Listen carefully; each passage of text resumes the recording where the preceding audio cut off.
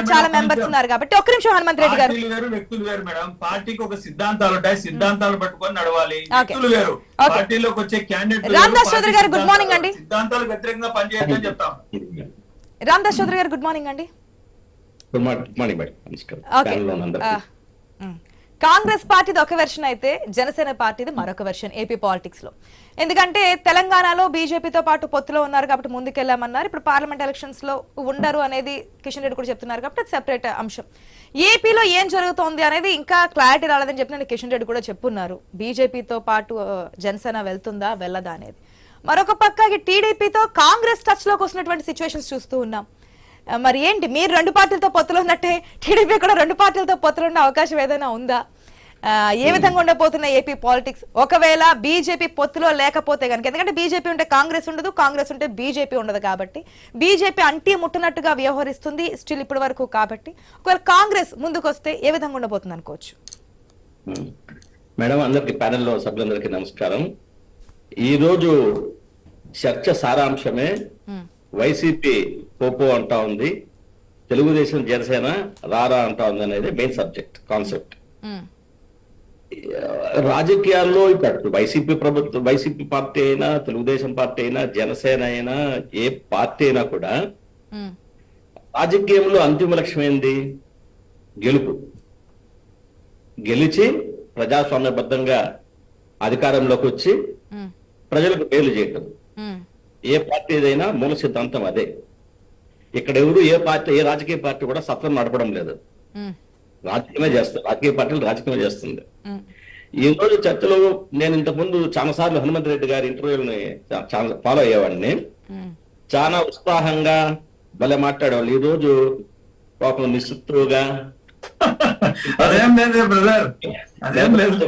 ప్రకటిస్తూ హనుమంత్ రెడ్డి గారికి కూడా అర్థమైంది మన కంపెనీ ఎత్తిపోయిందని.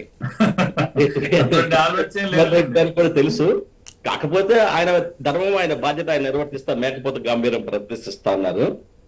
ముఖ్యంగా చంద్రబాబు నాయుడు గారు డికే శివకుమార్ గారితో మాట్లాడటమో, లేకపోతే జనసేన పార్టీ తెలుగుదేశం పార్టీలో పొత్తున్నప్పుడు పక్క పార్టీని గెలిపించాలని జనసేన అనుకుంటుందని చెప్పాల్సి చేశాం.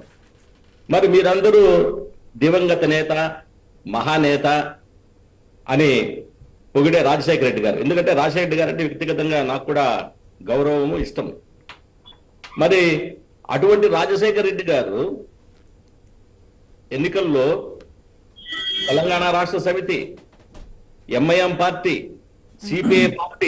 సిపిఎం పార్టీ అన్ని కండవాలు మెడలో వేసుకొని రాజకీయం చేసి ఎన్నికలు పోయిన సందర్భాన్ని మర్చిపోతే ఎట్లా? కాబట్టి ఇక్కడ ఏంది, రాజకీయాల్లో ఎన్నికల్లో పొత్తులు అనేది సహజ సిద్ధం. దాంట్లో ఏమి తప్పు లేదు, దాంట్లో ఏమి నేరము లేదు. కాబట్టి ఈ రోజు షర్మిల గారు కూడా, మీరు అడిగిన ప్రశ్న, షర్మిల గారు ఏదైతే ఈ రోజు కాంగ్రెస్ పార్టీలో చేరబోతున్నారని చెప్పనేసి మన రెడ్డి సాబ్ గారు కూడా చెప్పారో, ఖచ్చితంగా. ఎందుకంటే రాజశేఖర రెడ్డి గారి ఇమేజ్ లో గాని, రాజశేఖర రెడ్డి గారి ఫేమ్ లో గాని జగన్మోహన్ రెడ్డి గారికి ఎంత స్టేక్ ఉందో షర్మిల గారికి కూడా అంతే స్టేక్ ఉంది. ఆమె కూడా రాజశేఖర రెడ్డి గారి బిడ్డే. ఖచ్చితంగా జగన్మోహన్ రెడ్డి గారి గెలుపు కోసము ఆమె పాదయాత్ర చేశారు. వాళ్ళ తల్లి, వాళ్ళ చెల్లి అందరూ వచ్చి ఒక్క అవకాశం అని చెప్పనేసి తిరిగితే వాళ్ళని నమ్మి రాజశేఖర రెడ్డి గారి ముఖం చూసి వైసీపీ పార్టీకి అన్ని సీట్లు ఇస్తే, ఇదేదో సొంతంగా నా గొప్పతనం అనే, మొత్తము నా గెలిపే అని చెప్పనేసి సొంత తల్లిని, చెల్లిని ఏదైతే దూరం పెట్టి, ఇంకోటండి, దాదాపు సగం మంది అభ్యర్థులు మారుస్తున్నారు. ఆ అభ్యర్థులు ఏమంటున్నారు, మమ్మల్ని కాదు మార్చాల్సింది ముఖ్యమంత్రి అభ్యర్థులు మార్చాలని చెప్పి వాళ్ళు చెప్తున్నారు. కొంతమంది ఏం చేస్తున్నారు, ఈ నియోజకవర్గంలో పనికిరారని చెప్పేసి పక్క నియోజకవర్గానికి ట్రాన్స్ఫర్ చేస్తున్నారు. అంటే ఇక్కడ పనికిరాని కానీ పక్క కాన్స్టిట్యూన్సీలో పనిచేస్తుందా?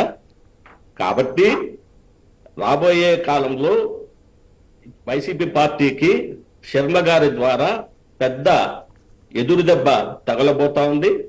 అట్లాగే తెలుగుదేశం, జనసేన రెండు పొత్తులో భాగంగా ఈ రాష్ట్రంలో రాబోయే ఎన్నికల్లో అధికారాన్ని కైవసం చేసుకొని అక్కడే పాయింట్ ఏదైతే వ్యతిరేక ఓటు చీలనివ్వను అని మొదటి నుంచి చెప్తున్నటువంటి పవన్ కళ్యాణ్ ఇప్పుడు ఏదైతే వైఎస్ షర్మిల వస్తే ఏపీలో ఎంతో కొంత ప్రభావం అయితే ఉంటుందని మీరే చెప్తున్నారు కదా, మరి ఇక్కడ ఓటు అనేది చీలింగ్ అవుతుంది కదా, మరి చీలకుండా ఉండాలంటే ఏం చేయబోతుంది జనసేన? వైఎస్ షర్మిల గారు కాంగ్రెస్ పార్టీ తరఫున కంటెస్ట్ చేసి అభ్యర్థులు నిలబెడితే చీలేది వైసీపీ ఓటే గాని, వైసీపీ సాంప్రదాయ ఓటు చీలుతుంది గాని, తెలుగుదేశం జనసేన ఓటు గాని, ఇతర ప్రతిపక్షాల ఓటు గాని ఎటువంటి పరిస్థితుల్లో చీలే ప్రసక్తే లేదు మేడం.